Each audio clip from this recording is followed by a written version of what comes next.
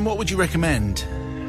A nice Czech lager, actually, like a bud. A Budvar? Well, yeah, like a Budvar. Okay, yeah. something. Well, precisely like a Budvar. Okay. Yes. Exactly like okay. a Budvar. Could you get the round in? That'd be lovely. Yeah. Oh, I can do, yeah. Why Excellent. not? Well, today's confession comes from Sadie.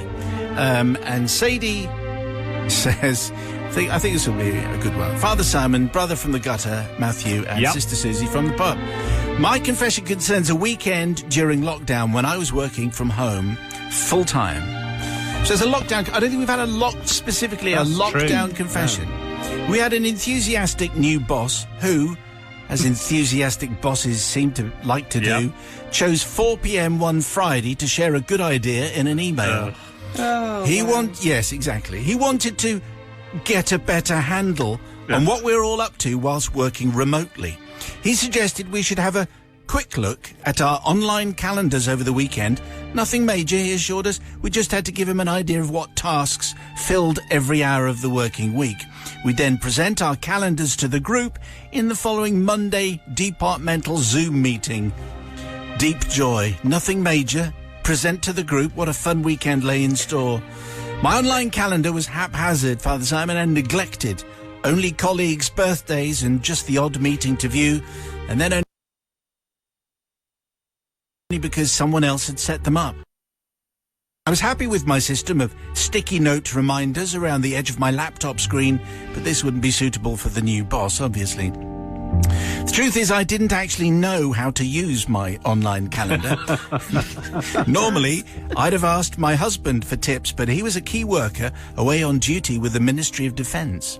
I had no choice but to do it myself, and through trial and error and watching many YouTube clips, I had a smart weekly calendar by Saturday evening. My working hours were all accounted for and colour-coded according to tasks or activities. Even more impressively, I had somehow managed to set up a separate family calendar and link the whole lot with my smart watch. Wow, this is incredible. What could go wrong?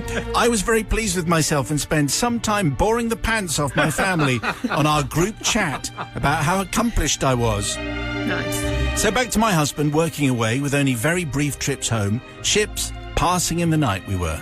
On Sunday morning, we glimpsed one another as he collected a clean uniform and I headed out for a run.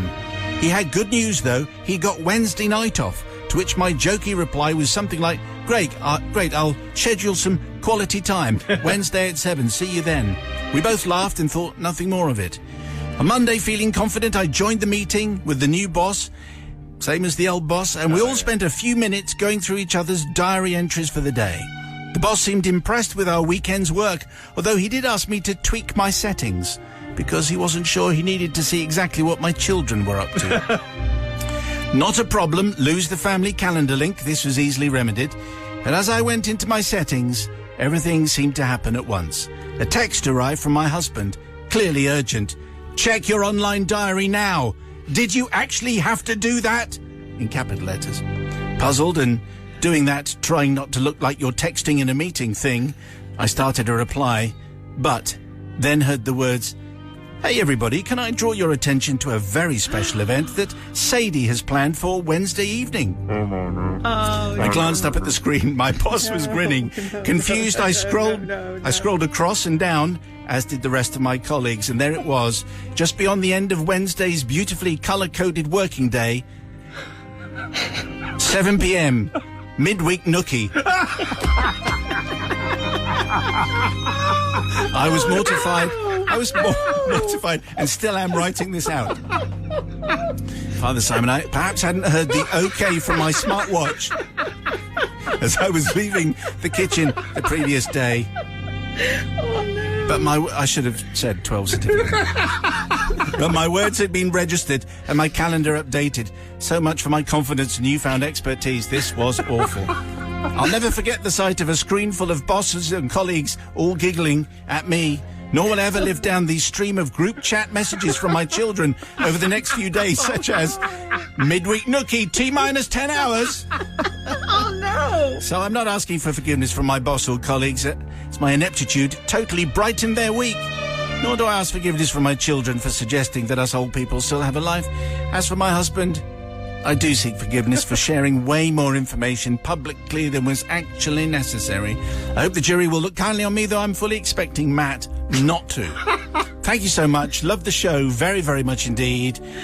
Nicely done. Nice face. Sadie says, thank you very much. So let's see where we go with that one. Sister Susie. Oh, Sadie, do you know what? I completely feel for you. I have also tried to sync up calendars with disastrous effects. Not quite that bad, but it wasn't just your work colleagues, it was your children as well. You've had enough embarrassment. I completely forgive you.